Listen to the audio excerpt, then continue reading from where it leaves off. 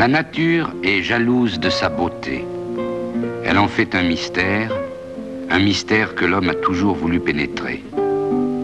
Mais longtemps, très longtemps, ces paysages savoyards se sont dérobés aux regards et aux convoitises. Des siècles durant, ils ont conservé le charme des cimes inviolées. C'est que de toutes parts, des écrans magiques protégeaient le désert blanc, l'isolaient. Des écrans de neige, de glace et de forêt. Des falaises qui tombaient comme les murailles d'un immense château féodal. Quel promeneur longeant la vallée de l'Arve du côté de Cluse pouvait soupçonner qu'au-dessus de sa tête, ou presque, la nature épargnait pour les siècles futurs cette avant-scène sur l'un des plus beaux paysages du monde.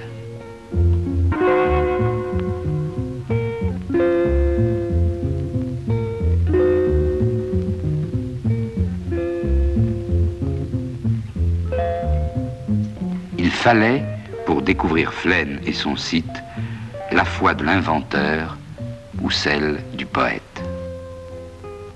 En 1959, Éric et Rémy Boissonnat, infatigables promeneurs des cimes, décident d'explorer ces lieux réputés inaccessibles.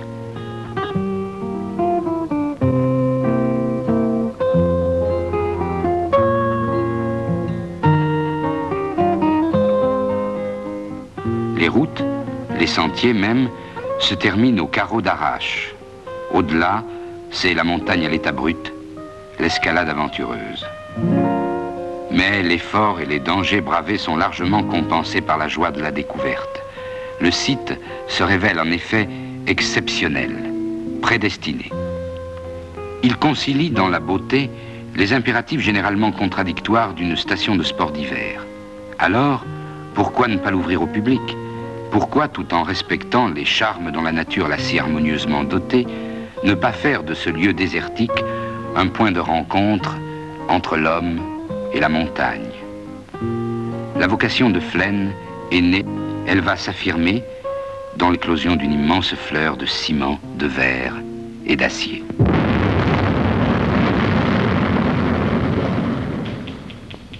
Si la nature est jalouse de sa beauté, elle accueille volontiers ceux qui l'aiment et la respectent. Et, pourvu qu'on ne lui vole pas son âme, elle accepte même de changer de visage. Elle offre alors généreusement ses flancs aux bulldozers pour qu'ils y tracent l'écriture savante d'une route qui va rendre accessible l'inaccessible.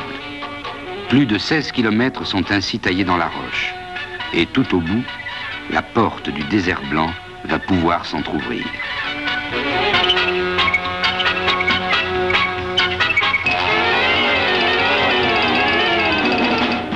Alors arrive une étrange armée, soldats et laboureurs tout à la fois.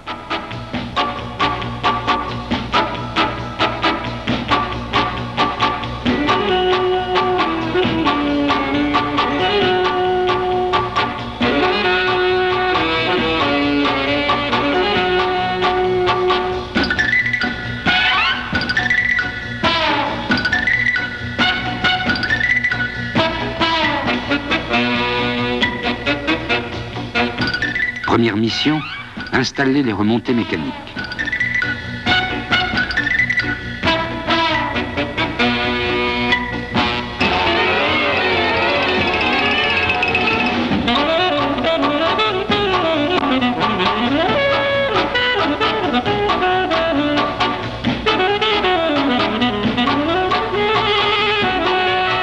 Avant même que ne s'élève le premier bâtiment, les pylônes du téléphérique sont plantés.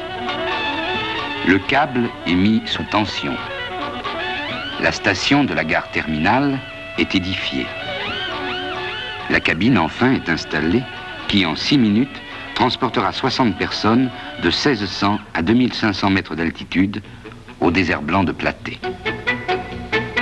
Dans le même temps, on équipe un télésiège et 5 téléskis. Et à la fin de l'été 1967, les premières remontées mécaniques de Flaine sont terminées. Et plus de 30 km de pistes sont préparées et balisées.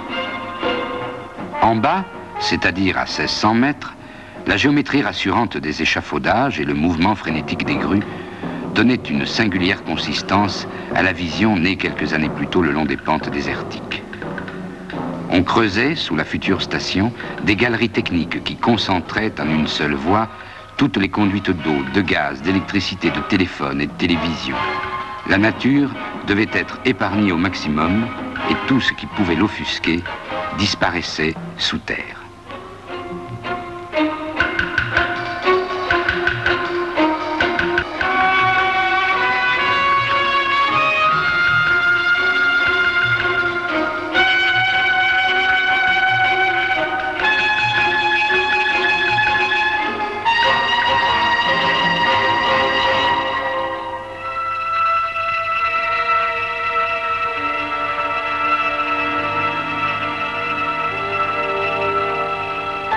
Révolutionnaire aussi, la fabrication et la pose des structures extérieures des bâtiments conçus par l'architecte Marcel Breuer.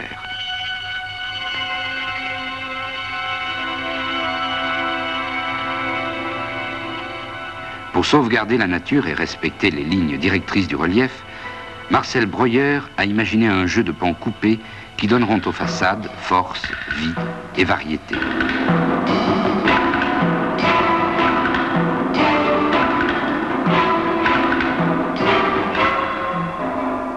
Ces éléments sont moulés dans une usine édifiée à cet effet dans la vallée.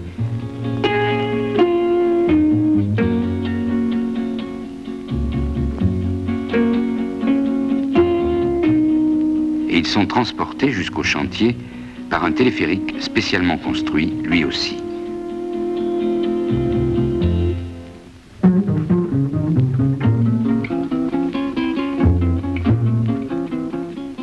Puis ils parcourent en camion les derniers mètres qui les séparent du chantier proprement dit.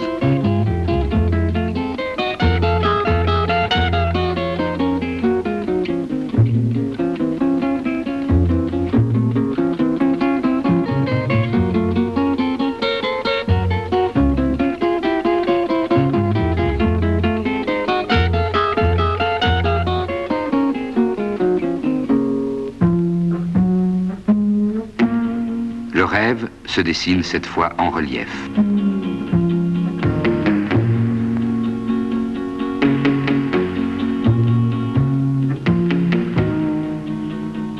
Ombre et lumière, lumière et ombre. Et les façades qui s'élèvent font entrevoir déjà la réalité de demain.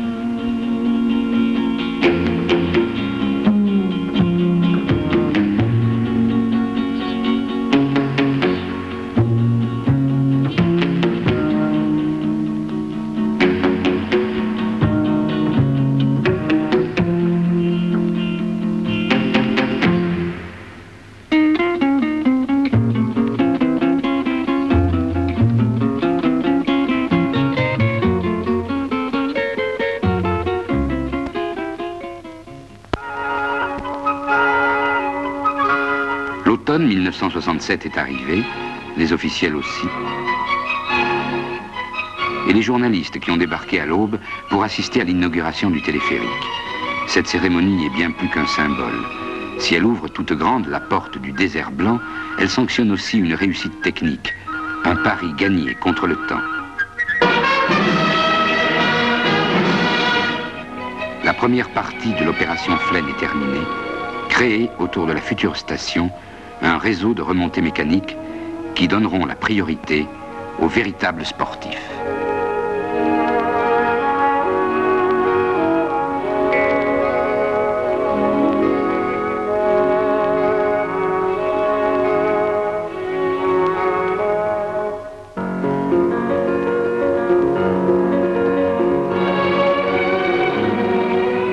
Dès le mois de décembre, ces sportifs se transformant en pionniers pourront étrenner, et jamais le mot n'a été aussi juste, ces pistes jusqu'alors inviolées.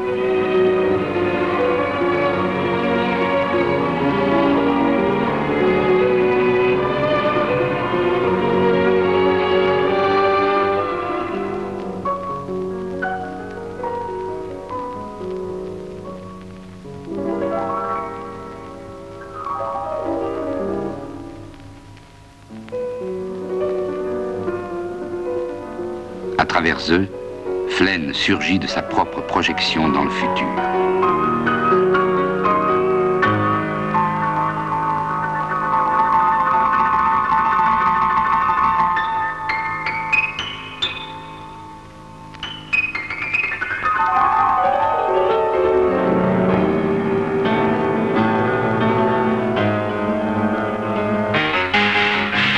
La station vit déjà au Gérard, refuge du chantier de Flaine. Elle y vit avec allégresse, avec frénésie.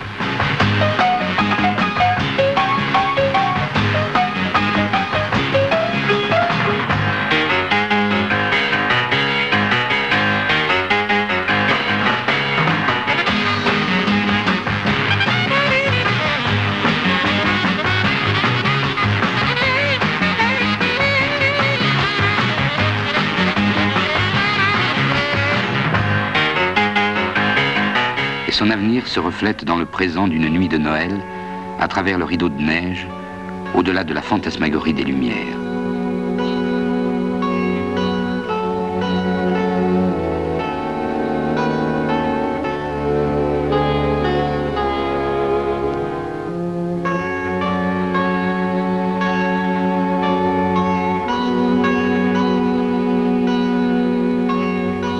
Le désert blanc est habité.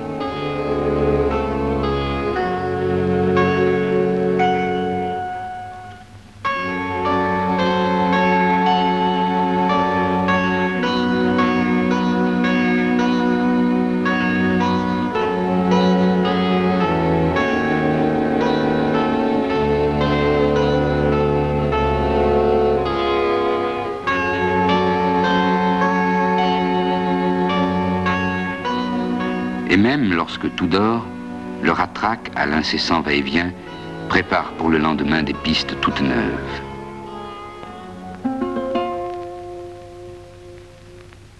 Des pistes que les sportifs découvrent avec volupté.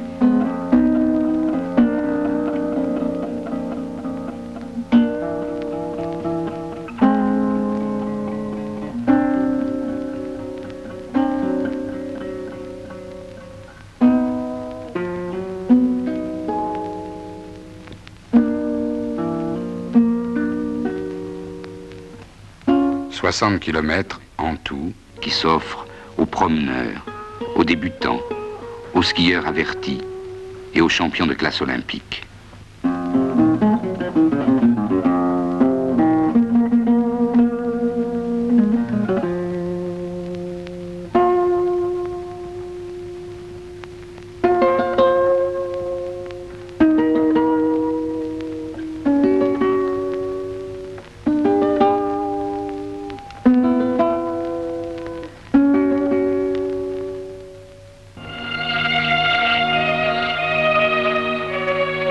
L'étrange reptile au regard mouvant a fait peur au chamois dont ses pentes étaient jadis le domaine. Il est maintenant seul maître du terrain. Il l'arpente, il le dame, il le parcourt avec délice. Il mesure la distance franchie du rêve à l'épure et de l'épure au chantier. Mais quand le jour se lèvera, les derniers échafaudages auront disparu. L'esprit de Flaine s'épanouira. Flaine vivra.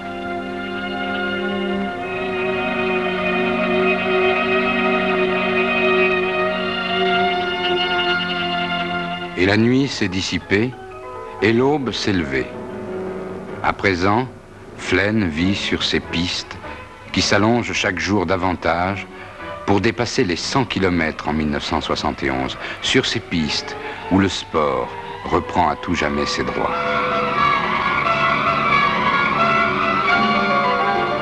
L'esprit de Flaine s'épanouit désormais dans les joies de la compétition à travers cet immense domaine skiable, nouvellement conquis au cœur de la Haute-Savoie, déjà si richement doté en station de sport d'hiver. Oui, Flaine vit maintenant.